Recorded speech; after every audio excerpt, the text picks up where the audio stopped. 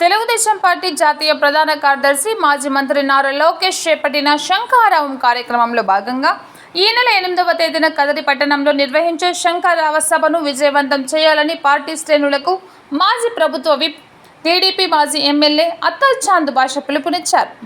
బుధవారం పట్టణంలోని ఆయన కార్యాలయంలో ఏర్పాటు చేసిన మీడియా సమావేశంలో మాజీ ఎమ్మెల్యే అత్తర్ చాంద్ భాష మాట్లాడుతూ ఈ నెల 8న పుట్టపర్తి నియోజకవర్గంలో శంఖారావం కార్యక్రమం ముగించుకొని మధ్యాహ్నం కదిరి పట్టణానికి నారా లోకేష్ చేరుకుంటారని తెలిపారు.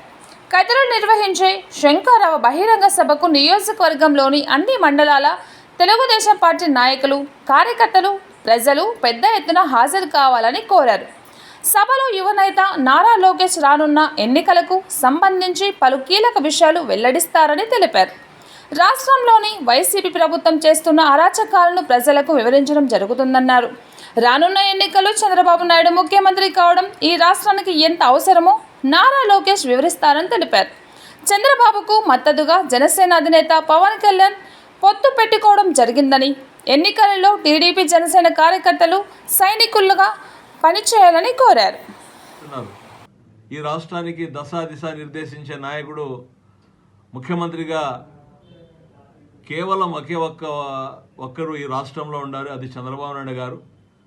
ఆయనకు తోడుగా ఈరోజు జనసేన నాయకులు గౌరవనీయులు పెద్దలు పవన్ కళ్యాణ్ గారు తోడై జన సైనికులు, తెలుగుదేశం పార్టీ నాయకులు ఇద్దరూ కలిసి రాబోయే ఎన్నికల్లో సైనికుల్లా పనిచేసి తెలుగుదేశం జనసేన పొత్తుతో ఈ రాష్ట్రంలో అధికారంలోకి రావడం ఖాయం.